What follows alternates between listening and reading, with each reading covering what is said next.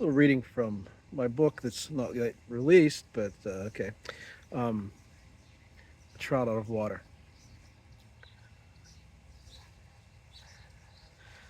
This story part, Trout is meeting with his third cousin at a diner.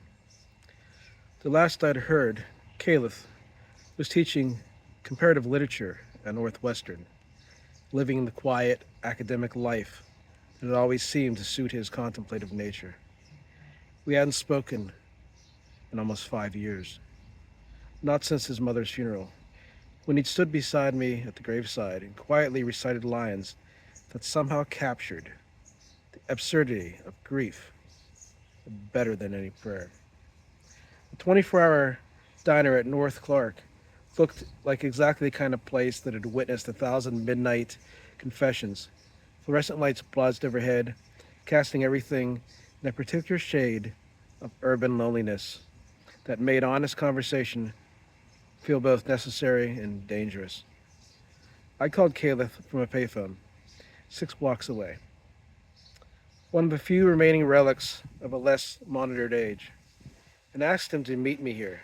No explanations, just the weight of family obligation, and his own curiosity about why his distant cop cousin would surface after years of silence. He was already there when I arrived, sitting in a corner booth with his back to the wall. The habit we've both learned from the same paranoid father figure. Karlith had aged well. His dark hair now shot through with distinguished gray, his face carrying the kind of lines that came from thinking deep thoughts rather than chasing criminals through back alleys. He wore a wool sweater and wire-rimmed glasses that made him look every inch the professor he'd become. Liam, he stood as I approached, and for a moment we were just two middle-aged men awkwardly navigating the physical expression of family affection. His handshake became a brief embrace, and I caught the scent of old books and pipe tobacco that had always clung to him. It's been too long, I said. Sliding into the booth across from him, the vinyl seat cracked under my weight, and somewhere in the kitchen a grill hissed the promise of processed meat and artificial flavoring. 5 years, 3 months, Kayla said, with the precision that had always marked his approach to details. Not since my mom's service. You look, he paused, studying my face with the intensity of someone who made his life parsing the subtleties of human expression. Tired, and something else, hunted maybe even. I ordered coffee from the waitress who looked like she'd been through late night drama enough to qualify for a psychology degree. The silence stretched between us, comfortable in the way that only existed between people who'd known each other since childhood.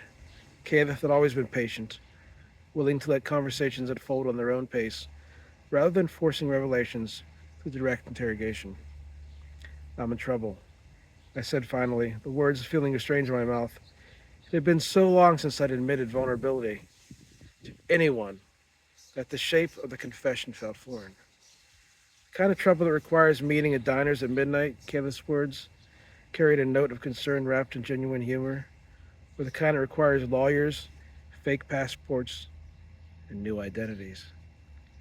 Somewhere in between, I wrapped my hands around the coffee mug, letting its warmth seep into my fingers. Remember how Dad used to talk about the gray areas, the spaces between right and wrong, where more real decisions get made? His moral relativism lectures, Kenneth nodded.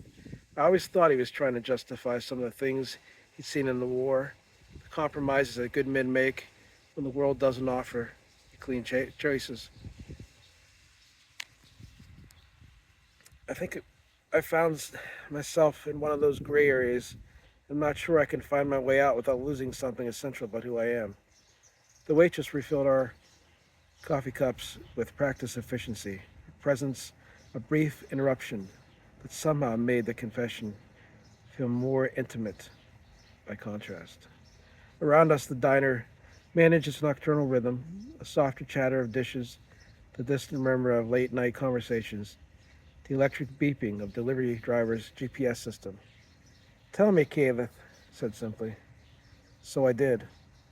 Told him about the suspension, about Melody's engagement to Michael, about the gradual erosion of everything that had given my life structure, meaning. Told him about Elizabeth Kane and her organization, about the sedative logic of her vigilant philosophy, about how easy it had been to justify crossing lines that I had once considered sacred. I told him about Stacy, about the way desire and manipulation had become so intertwined I could no longer distinguish between them. But what I didn't tell him, couldn't tell him, was about the deepest cut of all, how Melody's absence from my life had created a void that I tried to keep filled with increasingly desperate measures. How every morning I woke up to reaching my phone to call her, only to remember that she belonged to someone new. How the sound of her laughter, when I encountered it in my memories, had become a blessing and a curse. Karlith listened without interruption, his academic training evident in the way he processed information, cataloging details, identifying patterns, looking for the deeper narrative structure that makes sense of the chaos. When I finished, he sat back at the booth's worn vinyl, removed his glasses to clean them with methodical precision. You know what that reminds me of, he said finally. There's an ancient myth about a man who gets so caught up in playing different roles that he forgets who he really is. And underneath this performance, he becomes a living lie, convinced that he can just maintain the deception long enough to somehow transform into truth. And how does that end for him? Badly. But instructively, Karlith replaced his glasses, fixed me with a kind, direct gaze that I remembered from our childhood when he'd served the most moral compass of our small family unit. The thing is, Liam, you're not actually lost. You're just temporarily confused about which direction is home. It feels more permanent than that. That's because you're still inside the maze. From where you're sitting, every path looks like it leads deeper into the labyrinth. But there's always a way out, if you're willing to make the hard choices. I took a long sip of coffee, letting the bitter warmth ground me in the present moment. Outside the diner's window, Chicago continued its restless existence. Late-night workers heading home, early morning workers heading out. The eternal circulation of a city that never quite slept. I've been thinking about leaving the force for good, I said, the words emerging before I'd consciously decided to speak them. Not just because of the suspension, because of what I've become,